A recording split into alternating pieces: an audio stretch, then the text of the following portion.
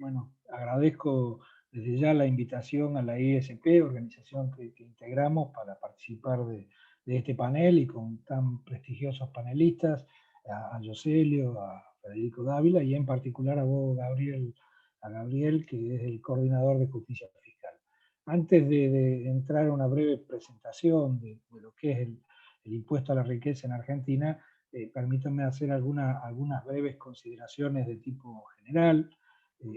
La actual pandemia que golpea a todo el planeta, claramente América Latina es una de las regiones más golpeadas e inclusive donde más se manifiesta en el mundo la desigual distribución de la renta. En la región se habla de un 10% arriba, el 10% de contracción, que es una de las más severas del planeta, y distintos expertos en macroeconomía hablan de que la región va a tener un retroceso de 15 años.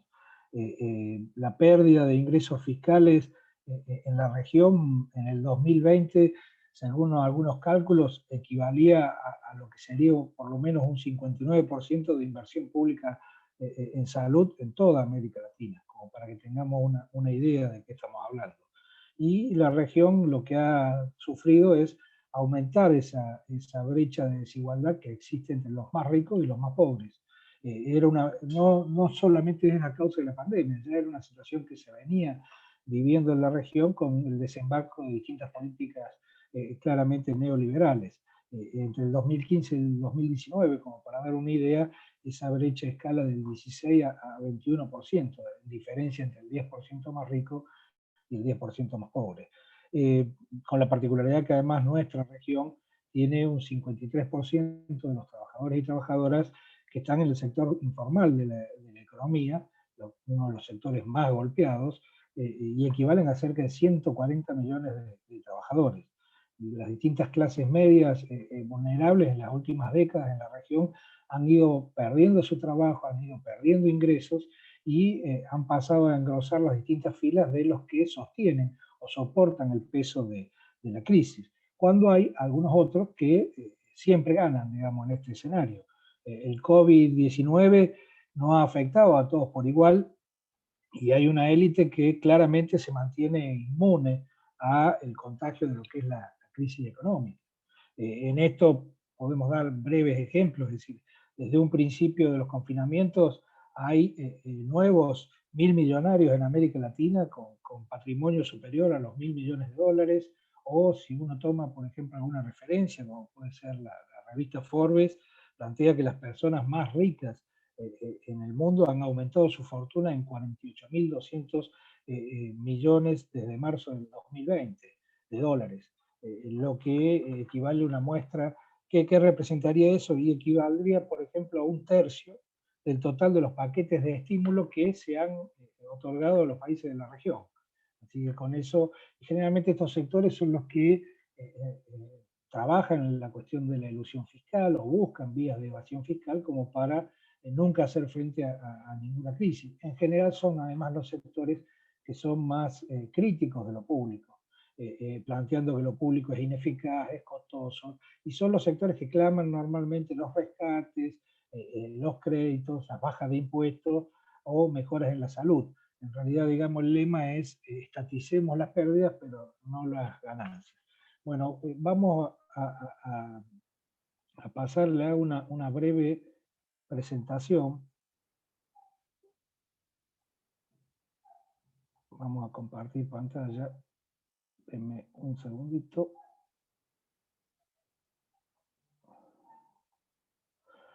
Bueno, una breve presentación como para tener idea de qué estamos hablando con respecto al impuesto a la riqueza. En este sentido, desde ya agradezco al equipo de trabajo de la Secretaría, en particular al compañero Guillermo Ávila, que está en el chat, que trabajaron en la presentación. Bueno, el impuesto a la riqueza en la Argentina. Este impuesto fue sancionado en diciembre del año pasado. En realidad lleva el nombre de aporte solidario y extraordinario. Es la ley 27.605 de la República Argentina. El impuesto, ¿qué obligación genera? Bueno, genera una obligación con carácter de emergencia, por única vez, un Discúlpame, aporte Javier. Sí. Hacer la presentación, subir la pantalla, así tenemos la pantalla completa. Presentación con diapositiva. Tienes que darle habilitar edición, darle un clic para que pueda ponerla en pantalla completa. ¿No están viendo pantalla completa? No. Anda presentación con diapositiva, a ver cómo apretaste recién. Pero. Luego para atrás.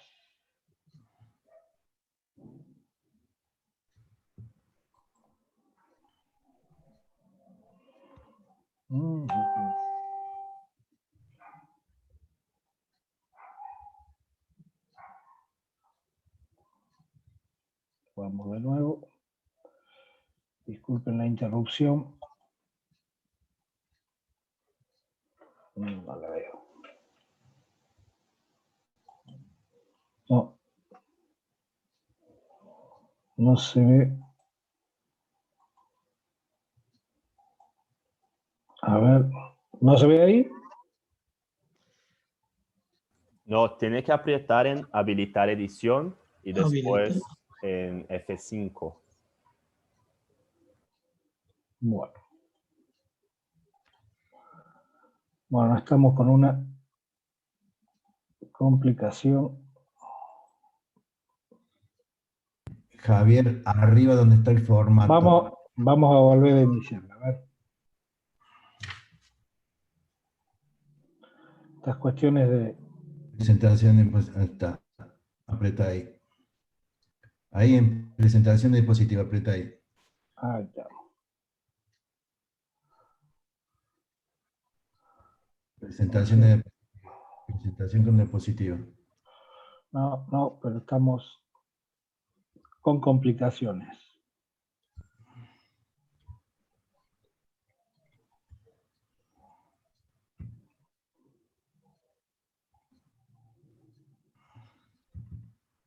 Ahora sí. Ahí está. Si me habilitan, lo presento desde acá mientras vos hablas. Gabriel. Sí, yo puse Guillermo como co-host, pero si tú, Javier, si tú quieres poder, tú tienes que apretar en habilitar edición en la tarja amarilla por encima de la lámina de PowerPoint. A ver. Habilitar edición.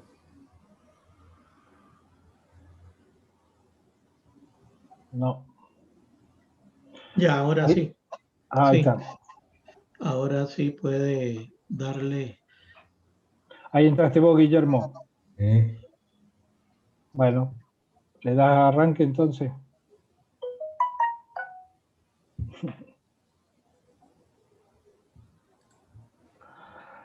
Le pido disculpas por el inconveniente técnico. ¿Pudiste, Guillermo? Sí, estoy en eso.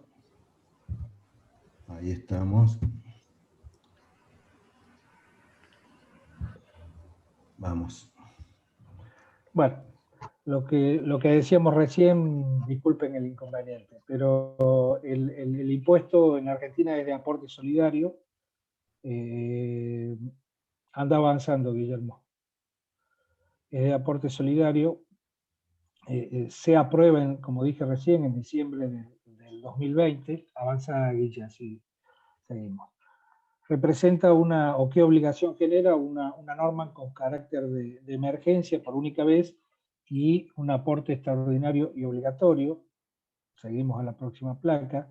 ¿Qué abarca o a quién abarca este impuesto? A las personas humanas y sucesiones indivisas residentes en el país por la totalidad de los bienes en el país y en el exterior, comprendidos y evaluados de acuerdo a bienes personales. No hay exención ni mínimo no imponible. El cálculo que se hace es que abarcaría unos 12.000 contribuyentes y que representan solamente un 0,02% de la población. quienes quedan exentas, las personas cuyos bienes no exceden el monto de 200 millones de pesos de patrimonio. El sujeto de aporte se regirá por los criterios de residencia el 31 de diciembre de 2019 y da la particularidad que hay alícuotas puntuales establecidas para bienes en el exterior. Se podrá evitar esas alícuotas si se produce la repatriación de esos bienes. Los fondos deben permanecer hasta el 31 de diciembre de 2021. La repatriación debe ser 60 días posteriores de al menos un 30% de lo declarado en el exterior, y eso no se aplicará entonces un diferencial del 50% que se paga por los bienes que están en el país. ¿Hacia dónde va el destino de la recaudación? Bueno, un 20% de lo que se recaude, que se calcula que serían 60.000 millones de pesos, iría a la compra y elaboración de equipamientos o elementos de protección, medicamentos, vacunas u otros insumos críticos. Otro 20% de lo recaudado, que también serían 60.000 millones de pesos, según los cálculos, iría a subsidios a las micro, pequeñas, medianas empresas, con el principal objetivo de sostener empleo y de las remuneraciones de sus trabajadores. Luego, un 20% siguiente iría al programa integral de becas Progresar. Este programa es para jóvenes entre 18 y 24 años que no trabajan o que trabajan informalmente o con un salario menor al mínimo vital, o que sus familias estén en esas condiciones, y sirve para iniciar o completar estudios en cualquier nivel educativo. Luego un 15% siguiente, que se calcula sería unos 45.000 millones de pesos, estaría destinado a un fondo de integración sociourbana, FISU, que está enfocado en mejoras de la salud y las condiciones habitacionales en los barrios populares. Y finalmente el 25% restante, que se calcula sería unos 75.000 millones de pesos, iría a programas y proyectos que apruebe la Secretaría de Energía relacionados con exploración, desarrollo o producción de gas natural. Bueno, en la siguiente pantalla hacemos una pequeña pasada o visión a lo que son las tablas del impuesto, donde establece de acuerdo a los montos de patrimonio cuáles son los distintos porcentajes que deberían pagar o debe pagar el contribuyente. Esto se calcula tomando el patrimonio total bruto, menos las deudas, incluye a los bienes en el exterior, y lo que cabe marcar acá es, para dar un ejemplo, por ejemplo, esta variante que es la final, que tienen 3.000 millones de pesos en adelante, son apenas, por ejemplo, 380 contribuyentes. Ellos representan, este sector representa el 55% del total que se espera recaudar. Bueno, la siguiente pantalla, que también la vamos a pasar rápidamente, solamente para que tengan la visión, es relacionada con los distintos porcentajes de alícuota que se establecen para bienes en el exterior.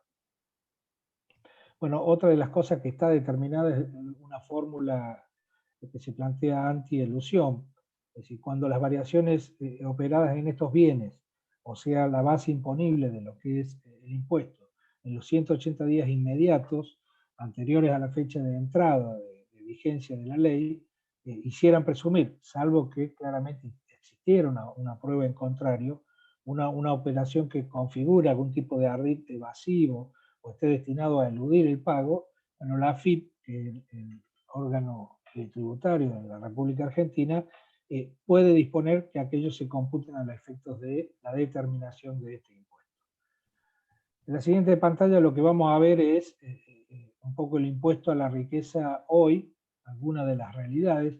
Seguramente quienes me suceden el uso de la palabra y sobre todo el funcionario nacional, ellos tendrán cuestiones más actualizadas, pero de algún dato o material que teníamos nosotros en estos días previos, lo que podemos ver es que la Administración Federal, AFIP, ya recibió presentaciones de contribuyentes por alrededor de 30.000 millones, que sería el 10% de lo que se estima recaudar, pero lo interesante de esto es que lo han hecho por anticipado. anterior, generalmente estos cumplimientos son posteriores. Otra cuestión que podemos ver de la realidad de hoy es que un sector ha pagado antes del vencimiento, que era el 16 de abril, alrededor de unos 1000 empresarios, con una recaudación para la Administración Federal de unos 7.500 millones de pesos, y al mismo tiempo la AFIP ha ido o ha ofrecido un plan de financiación que consiste en pagar, digamos, un adelanto del 20% del tributo y el saldo en 5 cuotas mensuales. Digamos, quienes elijan esta opción, lo que deben pagar es una quinta parte del monto total antes del 28 de abril, es decir, de mañana, y deberían haber hecho la presentación antes de su vencimiento el 16 de abril. Otra particularidad que vemos en cómo viene funcionando el impuesto es que a los acogidos al momento hay que sumarle unos 2.500, que son aquellos empresarios que abrieron la sesión de lo que es el sistema fisco, llenaron los formularios, pero aún no han terminado el trámite, terminado de hacerlo. Y dentro de las particularidades, el grupo que queda es aquellos que ya determinaron el tributo, que finalizaron su trámite, pero que aún no han pagado el mismo. Bueno, finalmente el pantallazo que damos es las presentaciones judiciales.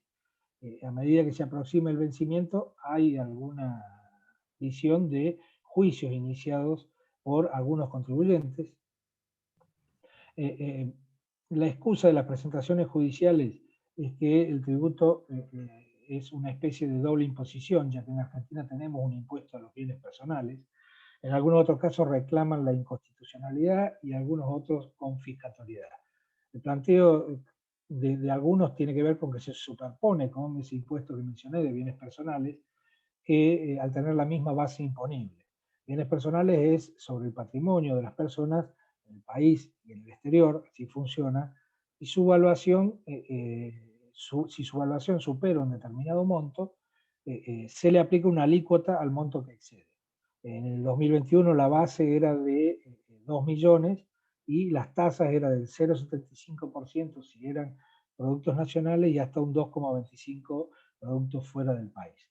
En cuanto a presentaciones judiciales, lo que se estima es que van a rondar entre 500 y 800 presentaciones judiciales, de los que en realidad se oponen, es un número menor, porque seguramente el grueso va a pagar el impuesto, aún posiblemente no estando de acuerdo con el pago del mismo. Bueno, este era más o menos un pantallazo muy rápido que queríamos darle de qué se trata este impuesto a la riqueza aplicado en Argentina. Gracias, Guille, ya sacalo. Lo otro que podemos comentar o aportar es el tema de que hay antecedentes de impuestos de este tipo en la región. Un ejemplo, Ecuador genera un aporte extraordinario cuando relacionado con el terremoto de abril del 2016 y establece un 0,9% al patrimonio de más de $1 millón de dólares. Y como lo planteó Gabriel al principio, esta iniciativa está generando el debate en algunos países de la región y también del resto del mundo. Lo que sí ha extremado es el trabajo de revisión de la reglamentación de este impuesto, justamente para evitar que se potencien las cuestiones judiciales y que inclusive eso se pueda transformar en un obstáculo que sea insalvable. Quiero dejar absolutamente de manifiesto que para los trabajadores del sector tributario, pero para todos los trabajadores en general en Argentina, hemos visto y hemos acompañado y apoyado esta medida como una medida claramente en positivo, no solo en este contexto de pandemia, sino que ya veníamos de arrastre en una situación complicada desde el punto de vista económico de parte de las gestiones anteriores. Inclusive en las últimas semanas ha salido otra medida que es positiva de parte del gobierno nacional acá en Argentina, que permite excluir a 1.200.000 trabajadores y jubilados de lo que tenemos como impuesto a las ganancias. Si bien en eso tenemos que marcar que es una solución de tipo temporal, porque lo que hay que intentar es modificar o reformar las tablas del impuesto, creo que es una medida también positiva impulsada por el gobierno nacional en la Argentina, como para descomprimir y sumar dinero en el bolsillo de los trabajadores, y nosotros no dejamos de plantear una cuestión con la que venimos insistiendo hace muchos años y seguiremos haciéndolo, que es avanzar en una reforma tributaria general en el país y tratar de generar un cambio en el sistema regresivo impositivo que tenemos por un sistema más claramente progresivo. Y en cuanto, finalizando, en cuanto al tema del impuesto a la riqueza, inclusive hace unos días observábamos que el titular de la ONU, el secretario general Guterres, planteaba justamente la propuesta de creación de un impuesto solidario a todos aquellos que se habían beneficiado justamente con la pandemia. Se habla de un aumento de 5 billones de dólares en el patrimonio de los más ricos en el mundo. Y eso se contrapone claramente con la caída de 120 millones de personas en la pobreza extrema, con los efectos del coronavirus, 3 millones de muertes por coronavirus, o con la pérdida de empleo, que si uno lo toma a tiempo completo equivale a una pérdida de 255 millones de trabajos. Una de las cosas que también aprovecho la oportunidad para manifestar y reclamar, si bien no tiene que ver con la cuestión, es otro de los planteos que viene haciendo la organización y que es el acceso equitativo a la vacuna y que liberen las patentes de la vacuna relacionadas con la cuestión del coronavirus. Finalmente, como para cerrar, entiendo que la acción de la Administración Federal de Ingresos Públicos en la Argentina está en condiciones de efectuar la recaudación de este impuesto y de todos los impuestos en general. Argentina tiene las herramientas necesarias como para llevar adelante esta tarea, y además destaco en esto sobre todo lo mejor que tiene la organización tributaria en Argentina, que es, entiendo, el recurso humano. El recurso humano de la AFIP en la Argentina es de los más capacitados que tiene el Estado. Lo que no quita que podamos siempre marcar algunas cuestiones que son necesarias desde el punto de vista, que es tratar de que no se avance ningún tipo de pérdida de tipo presupuestario y que se fortalezca presupuestariamente al organismo tributario para avanzar en esta recaudación y en otras, así como también se trate de avanzar de manera permanente en una renovación tecnológica, porque la manera de combatir la evasión y a los evasores justamente es no teniendo un atraso desde ese punto de vista. Y la última cosa que podemos marcar como necesaria es posiblemente la necesidad de fortalecer con más personal a la administración federal, ya que ha adolecido en la Argentina a lo largo de décadas de una política de recursos humanos, lo que está provocando que va saliendo trabajadores de la administración federal por lo lógico, por una cuestión lógica, que son las jubilaciones, y evidentemente se observa una reducción importante de personal, así que sobre esas cuestiones seguramente habrá que trabajar. Y finalmente, bueno, reitero y ratifico el apoyo o el acompañamiento de los trabajadores del sector tributario y de los trabajadores en general en la Argentina a esta iniciativa que ha impulsado el gobierno nacional. Bueno, quise hacer un pantallazo lo más rápido posible y disculpen el inconveniente técnico de la pantalla. Ya está, Gabriel, muchas gracias. Muchas gracias, compañero. No hay problema con los inconvenientes técnicos, y después, si se está de acuerdo, así como la de Jorge, nosotros compartimos con los presentes las presentaciones para que puedan tener este material. Entonces, a lo largo de esa semana vamos a difundir y hacer disponibles los materiales presentados acá en esta discusión, en este webinario. Bueno, ahora entonces invito la compañera diputada y economista por la Nación Argentina, Fernanda Vallejos. Es un gusto tenerla aquí. Estuvo involucrada en la construcción de la Ley de Aporte Solidario de Argentina, muy activa en los temas económicos con una mirada progresista, y por eso, y considerando toda la agenda que debe tener, es un honor y muy contentos de tenerla aquí, Fernanda. Muchísimas gracias. Bueno, muchas gracias. Buenos días a todas y a todos. En primer lugar, obviamente, agradecer por este encuentro y por la posibilidad de reflexionar juntos en un contexto tan difícil puedo dejar de confesar que cuando el avance de la enfermedad todos los días nos enfrenta a decenas de miles de contagios y centenares de muertes, una se pregunta si es válido, ¿no? Pensar, reflexionar sobre cualquier tema que no sean las necesarias medidas que hoy estamos sosteniendo que necesitamos para frenar la circulación del virus y evitar la pérdida de más vidas, porque en definitiva la muerte nos abruma, nos lastima, nos choquea. Y sin embargo la respuesta siempre es sí, sí vale la pena discutir estos temas porque esta discusión implica seguir dando la pelea por la vida, es precisamente en este contexto creo en el que vale la pena más que nunca este debate. La pandemia, la enfermedad, la muerte nos obligan a valorar la vida, más bien garantizar un piso de bienestar que la dignidad. Y esto es algo que nos lleva a luchar contra niveles insostenibles de desigualdad que en el que vivimos y que se han vuelto más patentes que nunca frente a la pandemia, como también lo ilustra Jorge en su presentación.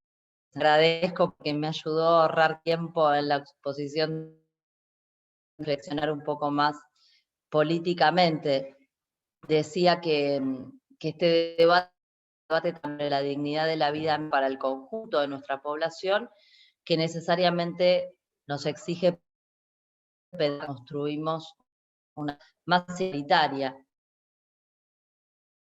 Precisamente el debate sobre, en nuestro país le llamamos aporte extraordinario, o en términos más generales, sobre una tributación progresiva que recaude allí donde está la mayor capacidad contributiva para redistribuir hacia donde están las mayores necesidades. Las condiciones mínimas vitales de nuestras familias con las medidas restrictivas que requiere la necesidad de reconducir la tragedia sanitaria para reconstruir la justicia y también para reconstruir nuestros países y nuestras economías. De hecho, precisamente no es casualidad que este debate se haya planteado y se haya planteado con un momento tan absolutamente excepcional de la Argentina, de nuestra región y del mundo.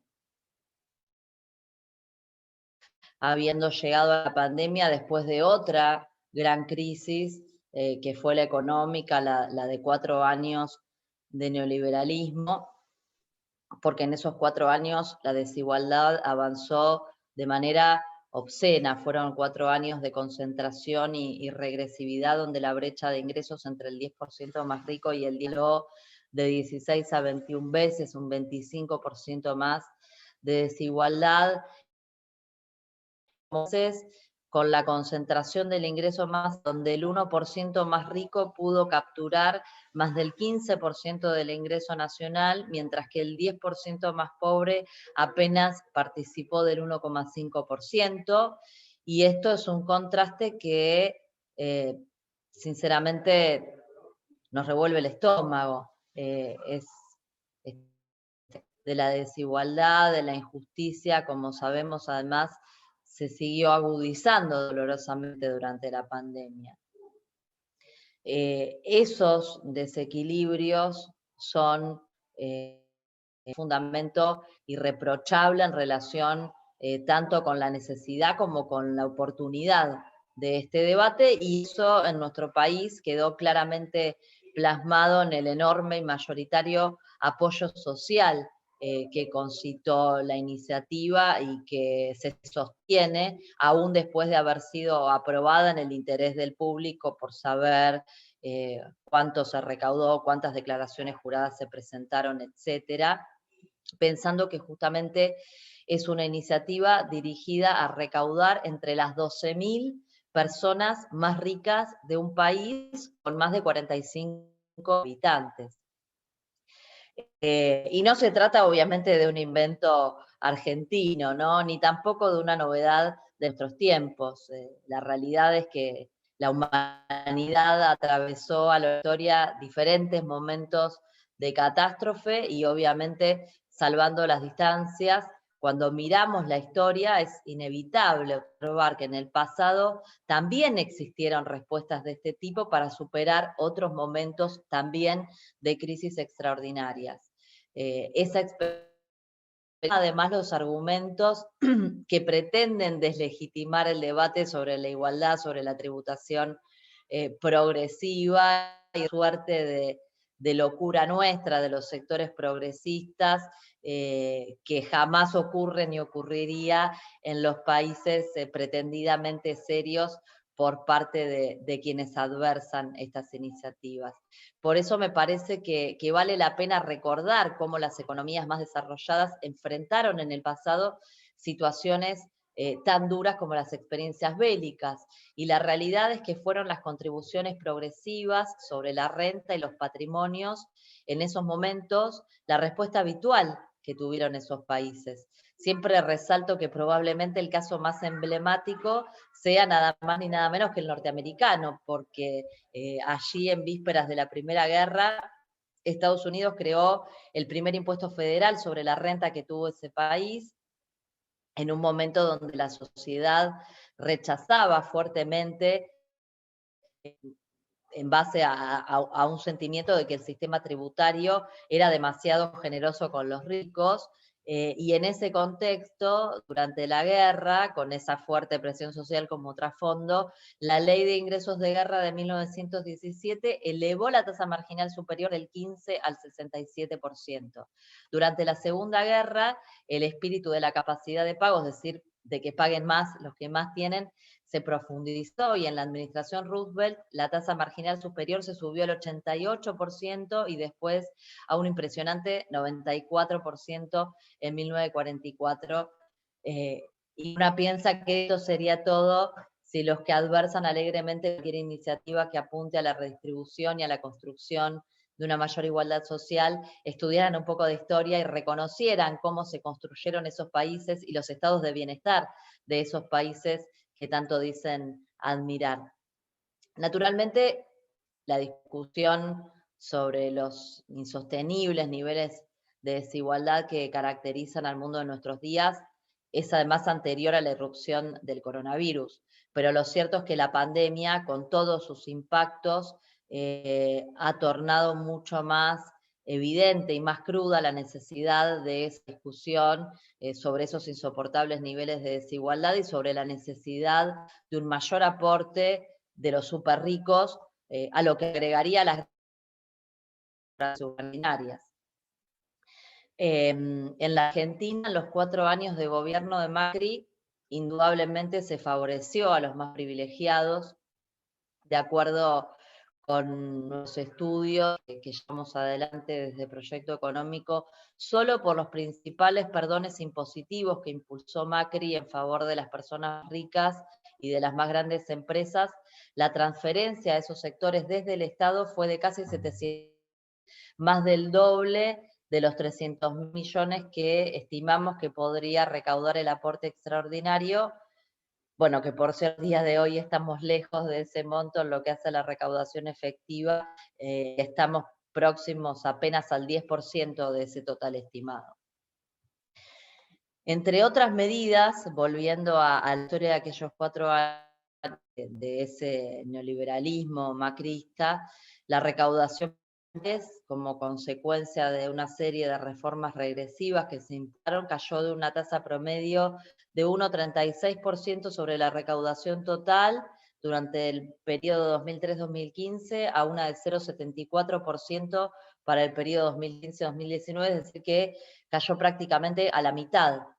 Convivimos con niveles de injusticia que de ninguna manera podemos naturalizar ni aceptar, y por eso creo que este debate es absolutamente vital. Tenemos que repetir hasta el hartazgo que no solo es inaceptable este grado de desigualdad, que es incompatible con la dignidad del hombre y la exigencia de respeto pleno por los derechos económicos, sociales, culturales, y con el mismo ímpetu tenemos que afirmar que otra sociedad y otro mundo son posibles.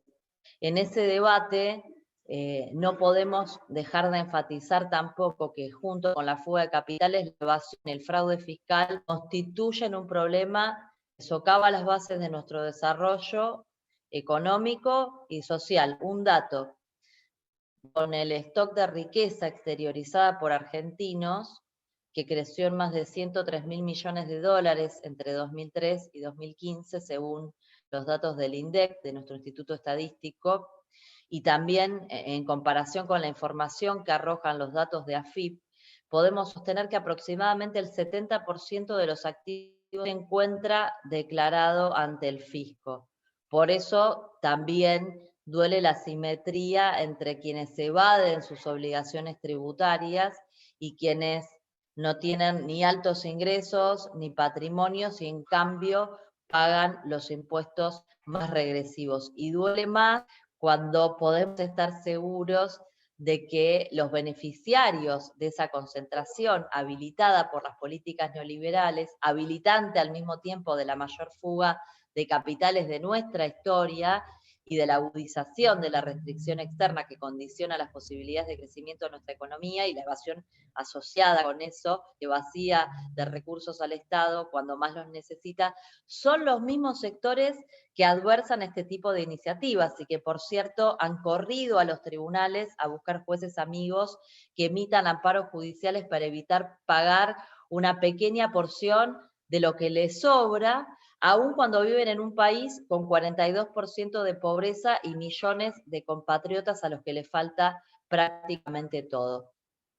Es bueno, creo, además hacer que en esos 4 años, cuando la fuga de capitales creció como nunca, la tasa del 21,1% promedio durante 2003-2015 al 19% en 2015-2019.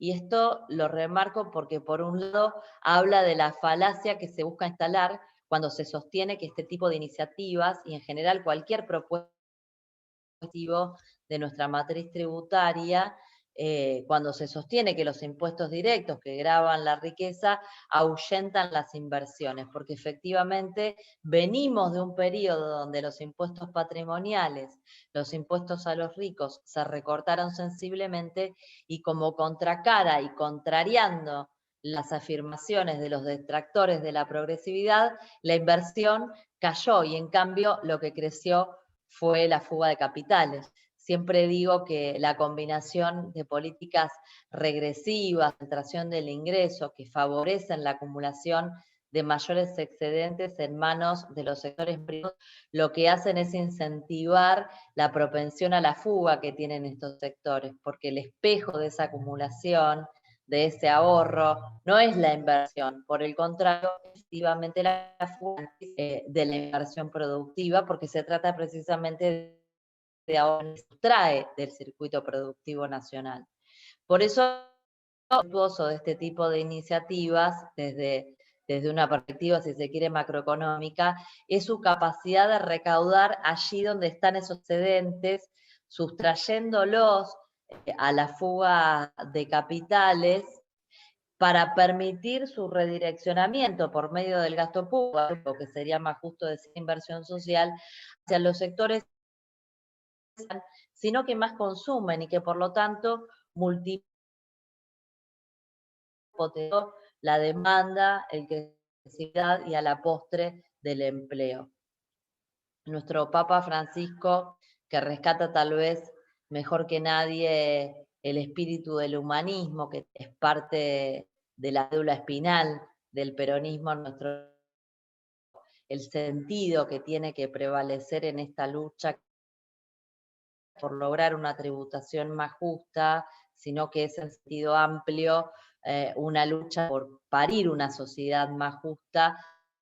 Encíclica Laudato Si, que deberían exasperarnos las inequidades, las enormes inequidades que existen entre nosotros, porque seguimos tolerando que unos se consideren más dignos que otros, y dijo Francisco entonces que dejamos de advertir que algunos se arrastran en una degradante sin posibilidades reales de superación, mientras que otros ni siquiera saben qué hacer con lo que tienen y ostentan superioridad dejando tras de sí un nivel de desperdicio que sería imposible generalizar sin destrozar el planeta, y que seguimos admitiendo en la práctica que unos se sientan más humanos que otros hubieran nacido con mayores derechos. Bueno, yo creo, para sintetizar, que a nosotros con Francisco nos tienen que exasperar las inequidades porque no queremos vivir en un mundo donde algunos se sientan con más derechos que otros. Y en todo caso, como nos enseñó nuestra Evita, debe tener privilegios, son los niños y las niñas, y dolorosamente son al día de hoy los que más sufren la desigualdad y la pobreza. Por eso, por último, sencillamente afirmar que este tipo de iniciativas deben inexorablemente ser leídas como un acto de reparación y un tapié inicial de un debate que sin dudas tenemos que profundizar para avanzar en una reforma tributaria integral en sentido plenamente progresivo. Sabemos, obviamente, porque no somos necios, que hay una minoría poderosísima que aspira a conducir a nuestros por otro camino, pero nuestra obligación es afianzar nuestra convicción y materializarla en la lucha política para avanzar en la construcción de un país y de una región con mayor igualdad y más justicia social. Ojalá que podamos multiplicar estos debates y que contribuyan precisamente a alcanzar estos objetivos que son los más nobles a los que podemos aspirar desde nuestra militancia social y política y nuestro compromiso con nuestras sociedades y nuestro pueblo. Muchas gracias.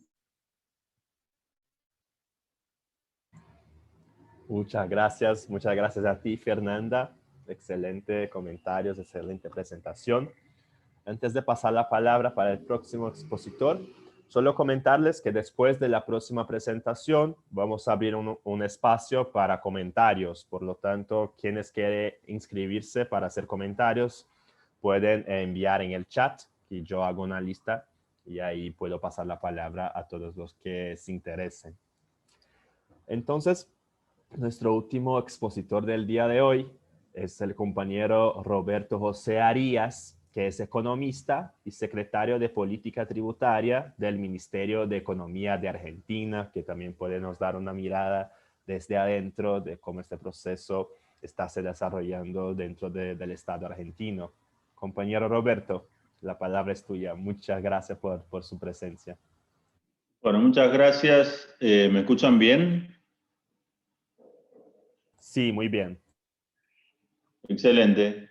Bueno, en primer lugar, agradecer a los organizadores y organizadoras del evento, al Internacional de Servicios Públicos y a los compañeros y compañeras de UPCN, que es el gremio de trabajadoras estatales en la Argentina, la Mesa Nacional, que nos cursaron la invitación. A mí me gustaría hacer una referencia muy breve y responder las preguntas y escuchar los comentarios, que hasta ahora fue muy interesante todas las presentaciones.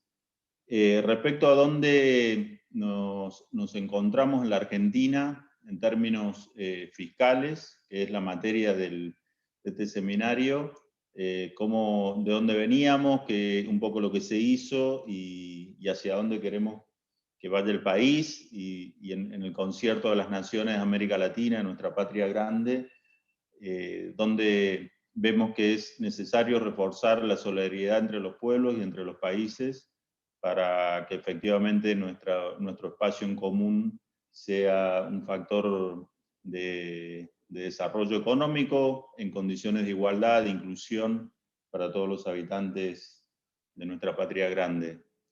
En Argentina, nosotros venimos de una situación muy difícil. En el 2019 el país se encontraba con desequilibrios macroeconómicos muy importantes, que es fácil de ver y absolutamente graves, referido en primer lugar a una situación de endeudamiento que se dio durante los años anteriores, que terminó con un mercado de capitales en pesos totalmente cerrado, porque el gobierno de Macri en el 2019 hizo algo que le llamó el reperfilamiento de la deuda en pesos, que realmente fue un default de la deuda del Tesoro, en pesos, digamos, algo que realmente hay pocos antecedentes internacionales, defaultear la moneda, la deuda del Tesoro que está emitida en la propia moneda del país.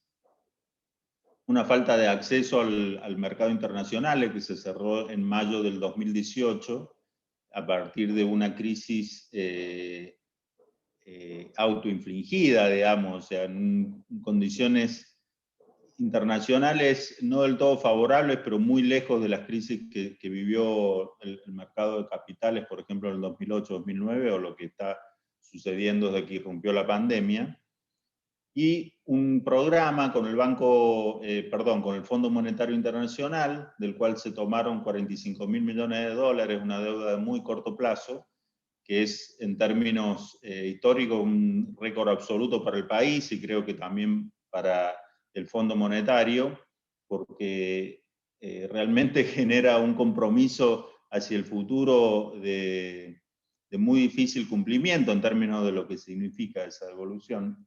Y esto, de alguna forma, fue consecuencia de un esquema de política macroeconómica que se inició en el 2016, donde por un lado se desreguló el mercado de capitales, se planteó un esquema de ingreso de capitales golondrina, digamos, que entraban con una expectativa de tener una rentabilidad en el corto plazo. No eran capitales de inversiones directas, sino eran capitales financieros, inversiones de cartera que entraban y salían. Y por otro lado, una baja en distintos impuestos, sobre todo en algunos impuestos progresivos que se dieron a partir del 2016 y con una reforma tributaria del 2017, que socavaron la capacidad de financiamiento propio del Estado Nacional y de las provincias, que para nosotros es el elemento central que uno tiene que pensar en términos de tener un Estado presente, un Estado activo, que corrija desigualdades, que brinde cobertura, que brinde igualdad de oportunidades.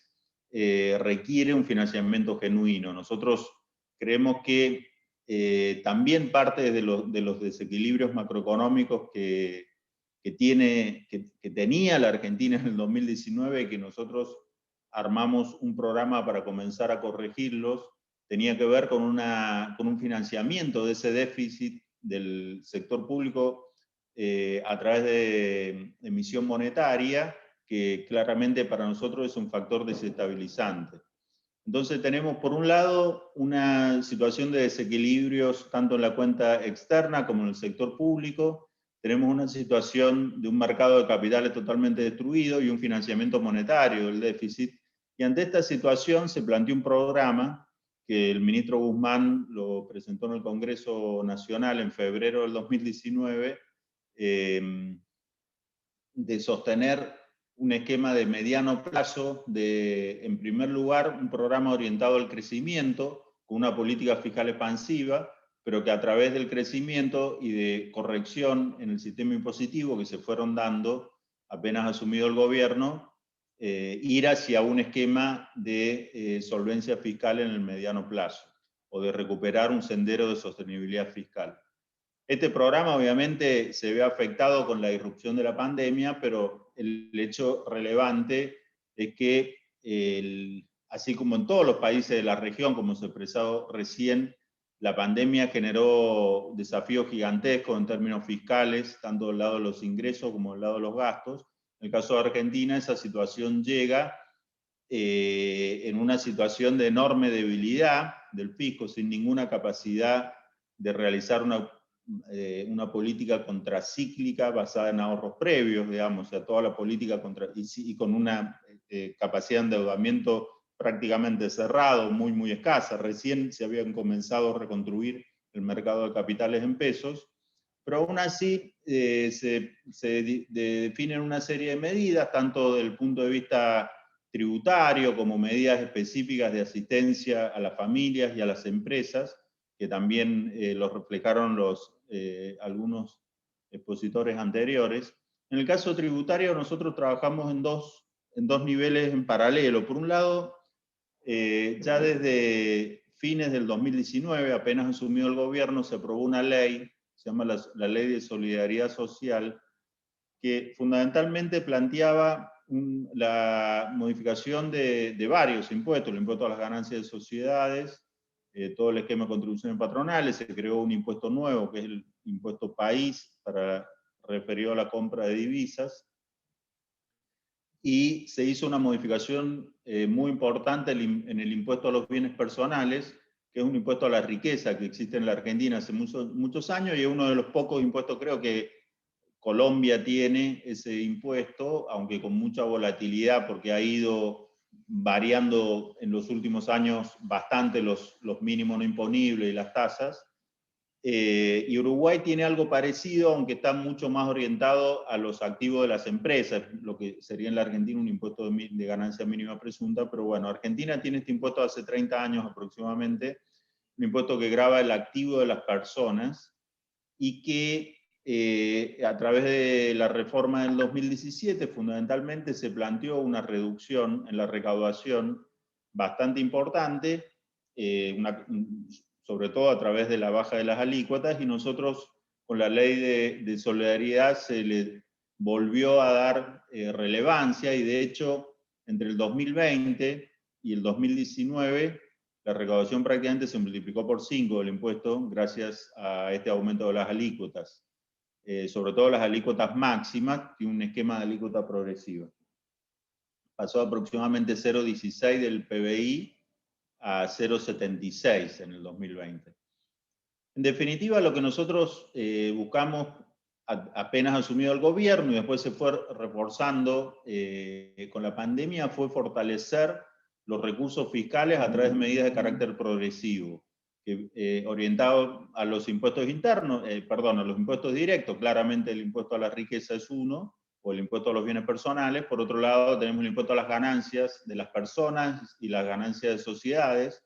En el caso de las ganancias de sociedades, el gobierno también anterior había planteado un esquema de reducción basado en una filosofía que nosotros no coincidimos en absoluto, que es esta idea de la competencia tributaria entre los países para atraer inversiones. Y digamos, bueno, yo tengo la alícuota del 25, yo del 20, yo del 15, y bueno, terminamos con paraísos fiscales donde se radican las grandes corporaciones para tratar de no pagar impuestos en los lugares donde hacen sus negocios. Y hoy vemos las empresas de economía digital, esto fue absolutamente lo que sucedió en los últimos 10 años, y hoy incluso los países centrales en el marco de la OCDE se están discutiendo seriamente, y la nueva administración de Estados Unidos, la secretaria del Tesoro lo planteó abiertamente, si es algo sano para los países y para la comunidad internacional que se compita por menores impuestos a las ganancias de las grandes corporaciones para atraer inversiones, cuando en primer lugar sabemos que la inversión va a estar guiada mucho más por otras cosas, y eso en última instancia lo que implica es una erosión de la base imponible de un impuesto que es muy necesario y que es un pilar fundamental de todos los sistemas impositivos modernos. Lo que entonces se había planteado con la reforma del 2017 era una baja del 35 al 25, gradual a través de varios años. Nosotros, en primer lugar, a partir de fines del 2019, se suspendió la baja, dejándolo en 30, y ahora está en discusión en el Congreso volver a la alícuota del 35, con un esquema de progresivo donde las pequeñas empresas van a pagar una alícuota del 25, o sea, por el primer tramo de ganancia, después del 30 y después del 35. Esto va a permitir que muchas empresas, sobre todo las pequeñas, que son las que consideramos que es necesario apoyar, digamos, desde el punto de vista tributario, promover para que exista mayor dinamismo y también mayor competencia dentro de la economía, tienen una carga tributaria menor, pero las empresas que tienen un nivel de ganancia alto aumenta significativamente la carga tributaria sobre las ganancias, y esto para nosotros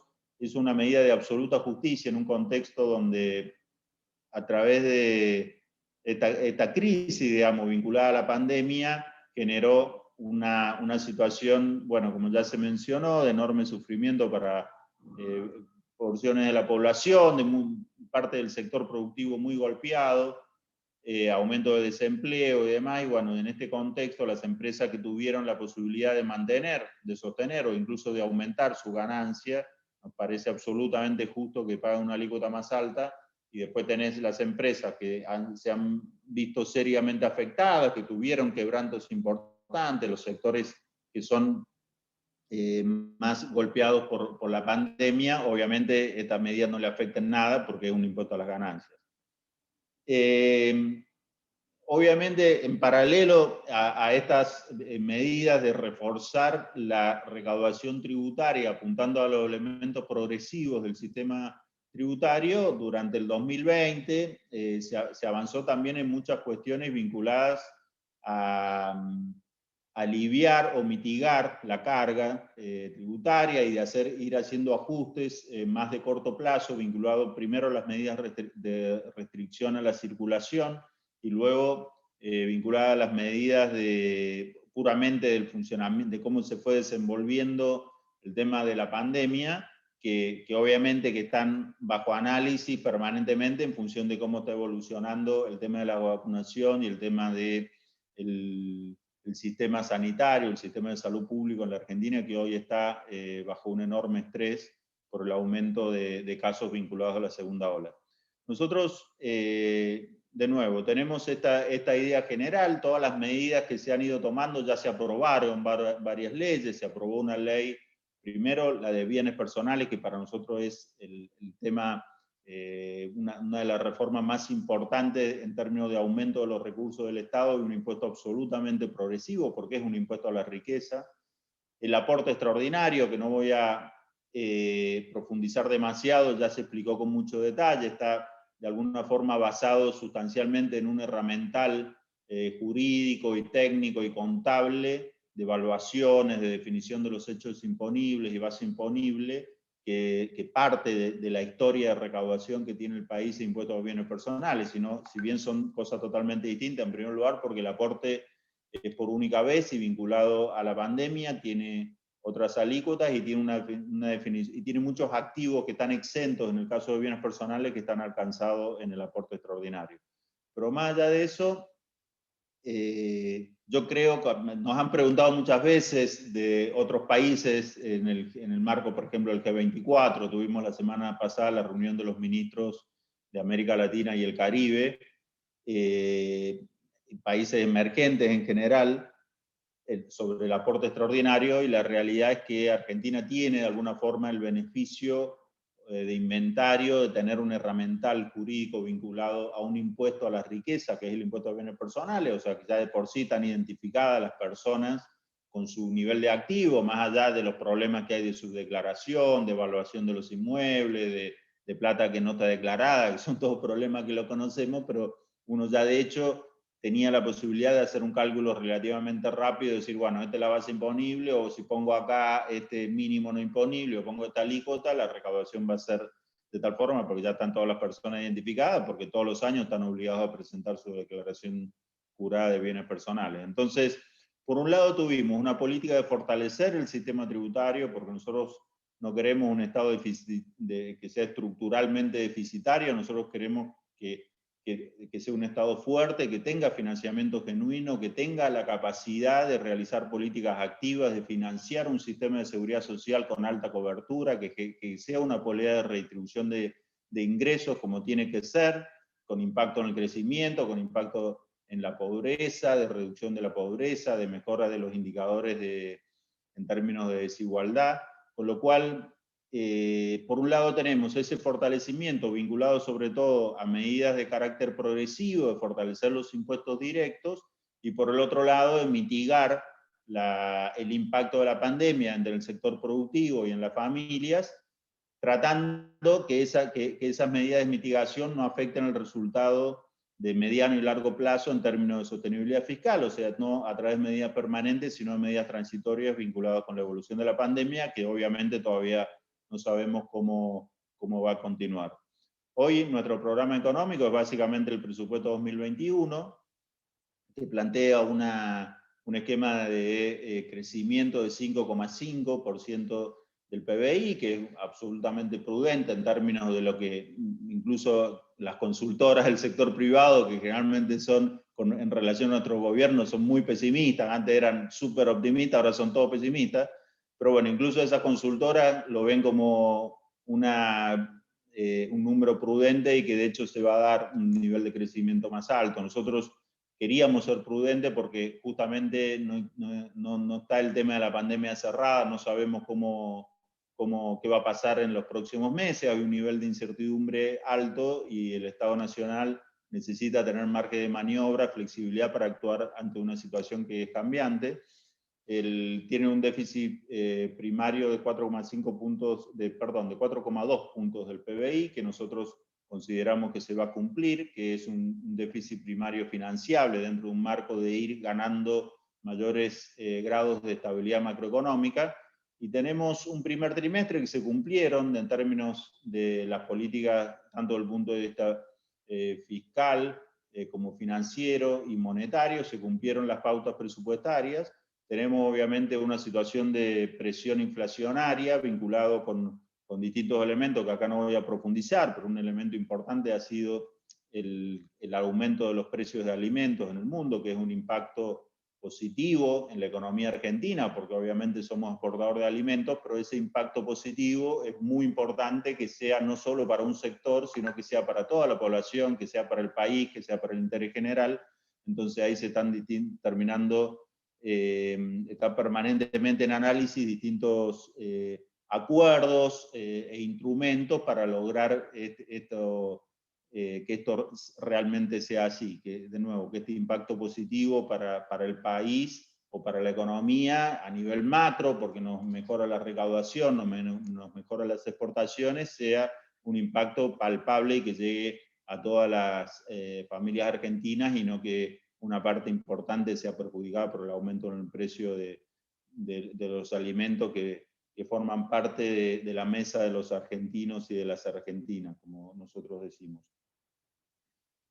En definitiva, yo no sé realmente si puedo decir de que pusieron un título al seminario de la experiencia argentina, en el sentido de que no creo que cada país tiene que definir cuáles son las mejores soluciones, y el pueblo de cada uno de los países tiene que definir a través de sus gobernantes cuáles son las prioridades y qué es las políticas que uno tiene que ir llevando. Nosotros simplemente expresamos que, como dijo el presidente desde el primer día que asumió, para este gobierno, los últimos son los primeros, o sea, siempre tratamos de focalizar y de priorizar las personas que quedaron afuera, que están excluidos, que están dentro de hogares bajo la línea de la pobreza.